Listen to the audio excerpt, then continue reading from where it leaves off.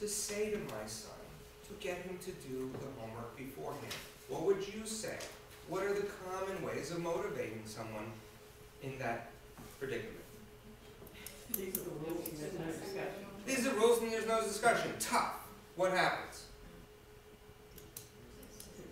Resistance. He'll fight you, create more stress and trouble. That's one side of it. But what if he listens? And he says, he goes and he does it. Yeah, okay, did you see that? Shh. I'll show you. It'll come out in some other way. What else might we say? You can't go to practice unless you do it. Barter, is that kind of what you meant, or some other? Bribery. I'll get you McDonald's on the way to practice. Right? But what's wrong with that, even if the kid does it? And now remember, you're talking to a behaviorally trained psychologist who had his bag of star charts walking into the large school. It doesn't come from him. It doesn't come from him. But, okay, but I'm going to ask you a question that corporate America asks me when I train them in this. Why do we care? If we're going to give them the incentive and then get them to do it, and we pay them the bonus, why do we care that it doesn't come from him? Because the next time we have to go through it again. That's it. It's the next time. There's no sustainability. That's another great word in corporate America now. Everything's got to be sustainable. This is green motivation, if I've ever heard it, because it comes from the kid. It's got to come from the kid in order for it to be sustained and to get it done without him just scribbling whatever, and so that you don't have to be a part of this conversation and conflict every single time. Rules of the house are important. Incentives for extra things are important, and recognition especially, not always monetary or a video game or McDonald's. But in terms of sustainable green motivation that really keeps somebody motivated for the long haul, the motivation's got to come from them. And it can't just be because you want me to do it. That's motivation from me via my son. But it's got to be his own reason. So the first question of this 6-question ultra-brief motivational interviewing is based on the idea that I'm sharing with you now, that if anyone's going to change, especially resistant people, it's got to come from them. What do we want to get from them? Their own good reasons for doing what we would like them to do. We can pick the behavior, so we can be paternalistic in that regard, but the reasons for doing the behavior that we're asking before practice have to come from him. So it's not a statement that we're going to make, it's a question that we're going to ask. In fact, the 6 steps of this ultra-brief MI are 6 questions. The first one being, why might you do your homework before practice? Why might you do what I'm asking you to do? How does that sound? Come on, be honest. Because you want me to. Okay, he might say that, but how does the question sound to you first? Giving them power, choice, right? Threatening. A little threat, it could be a little pushy, right? And the MI people take issue with me. Mike, your stuff is quick, but it kind of, well, I've got to push through. We've got to do it quick. But doesn't it sound odd? The person just said to you, my son just said, I don't want to do it before practice. And what did I say? Yeah, but why might you want to? Why might you decide to? Why might you do it before? I'm being contrarian.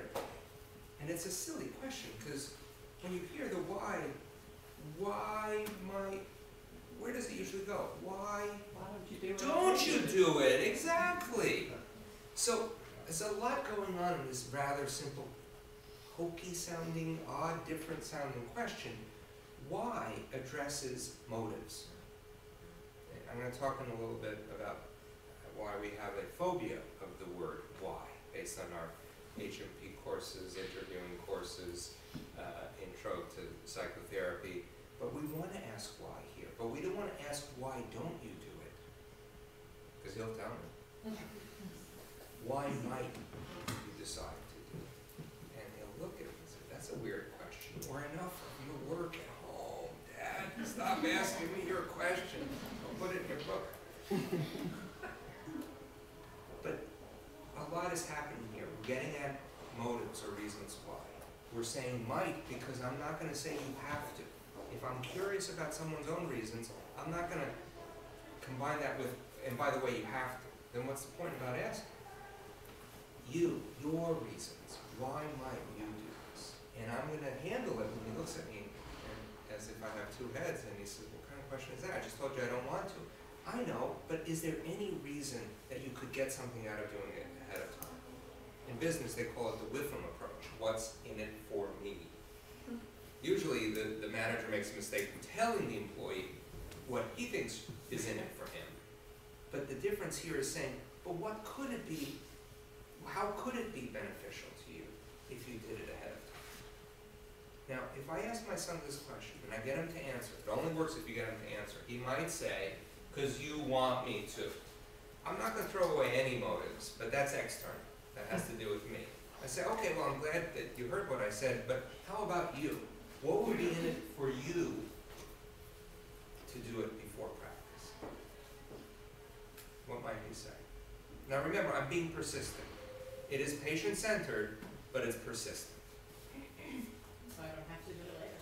Okay, so but there's something good about that to you. Okay, what else? Why else might you do it before? So you want to. So you shut up. Okay, then we're external. All right. So I can get to the practice already. Okay, right, because you don't want to be late. Okay, now my instinct is to now turn to him and say, those are the reasons I already gave you. Why weren't they motivating before? It's the whole point, is that people who are resistant only change when they hear themselves arguing for the change. And they may argue for the change with your reasons, but they have to hear themselves say it. In a funny way, there's no motivating another person, even though I've made a nice business.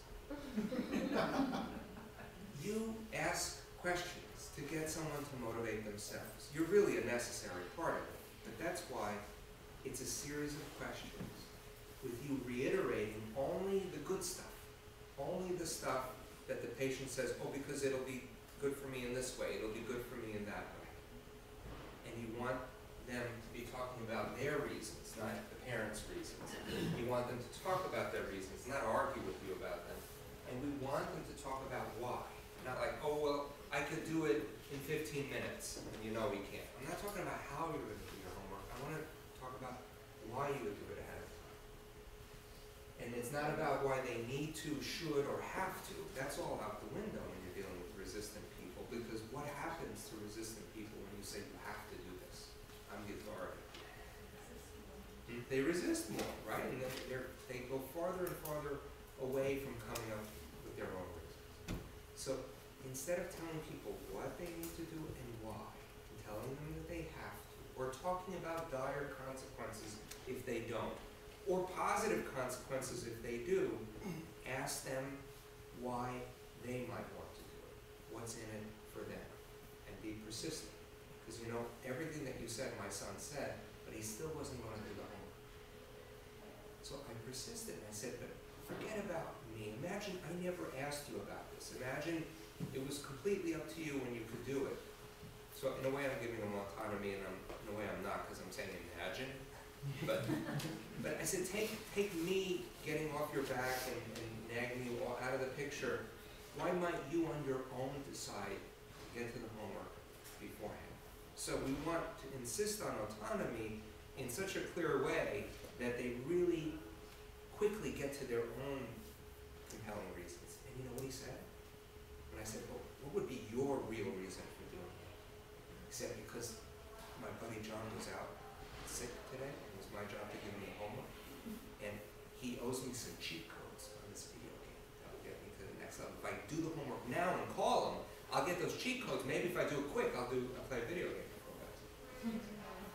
Okay, mixed blessing, right? But the point is, and I tell you that story, not because it didn't work 100%, but because you have to be ready for the unexpected motives and those that are very, very personal.